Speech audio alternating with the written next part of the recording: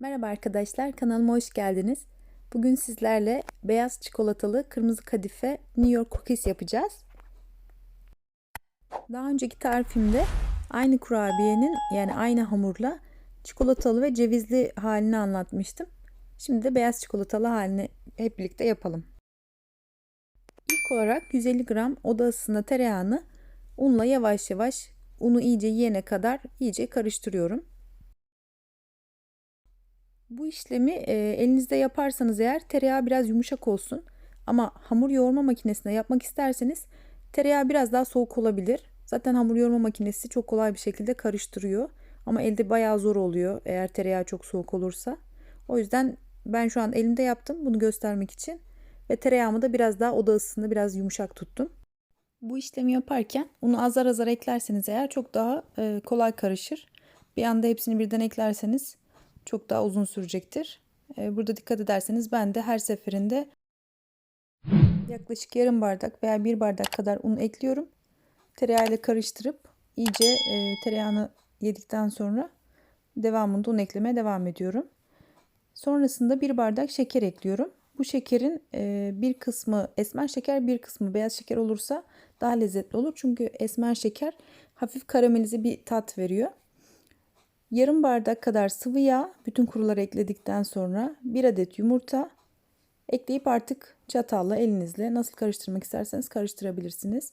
2 yemek kaşığı sirke, 1 tutam tuz ve 2 yemek kaşığı kadar da kakao ekliyorum. 1 paket vanilin ve 1 paket kabartma tozu. Karışımıma yine ekleyerek devam ediyorum. Ben burada kırmızı kadife kurabiye elde etmek istedim. O yüzden kakao ekledim. Sonrasında kırmızı gıda boyası ekledim. Eğer kakao eklemezseniz kırmızı kadife rengini normal kırmızı gıda boyasıyla elde edemiyoruz maalesef. Gıda boyasının yoğunluğuna bağlı olarak da renkleri biraz değişiyor. Çok kırmızı veya açık kahverengi tonlarında olabiliyor. Burada kırmızı kadife kurabiye yapmak istemiyorsanız gıda boyası eklemenize gerek yok. Onun yerine 2 kaşık daha kakao miktarını artırıp normal kakaolu beyaz çikolatalı bir kurabiye elde edebilirsiniz. Ben burada yine rengini kontrol ederek kırmızı gıda boyası eklemeye devam ettim. Çünkü gıda boyaları çok yoğun oluyor. Yani ekledikten sonra mutlaka kontrol etmek gerekiyor. Siz de yavaş yavaş kontrollü bir şekilde eklerseniz istediğiniz rengi elde edebilirsiniz. Daha sonra verdiğim ölçülerdeki kurabiye hamuruna yaklaşık 200 gram kadar beyaz çikolatayı normal bıçakla elimde doğradım ve kurabiye hamurunu ekledim. Kurabiye hamuruna beyaz çikolatayı ekledikten sonra hafif elimle yoğuruyorum ve kıvamına bakıyorum. Eğer un miktarı size az gelirse yaklaşık 3 bardak kadar koydum. Birazcık daha ekleyebilirsiniz unu. Ama mutlaka kontrollü ekleyin. Kurabiye hamurun çok yumuşak olması gerekiyor. Sertleşmemesi gerekiyor. İstediğimiz kıvamı elde edebilmek için. Ekranda da gördüğünüz gibi böyle yumuşacık puf puf bir hamur elde ediyoruz.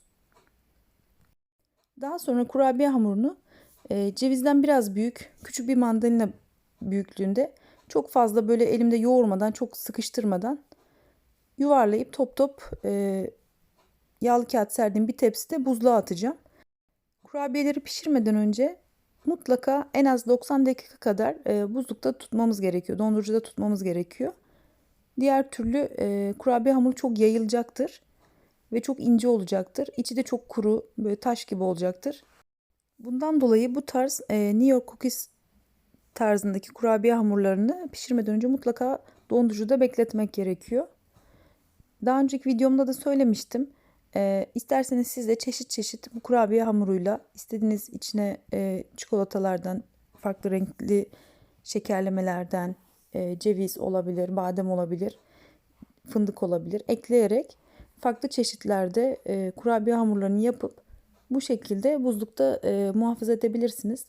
Ve istediğiniz zaman istediğiniz miktarda çıkartıp pişirebilirsiniz. Hem çok kolaylık sağlıyor hem de elinizin altında bir ikram bulunmuş oluyor. Ben kurabiye hamurlarımı bir gece önceden yaptım ve ertesi gün pişirdim.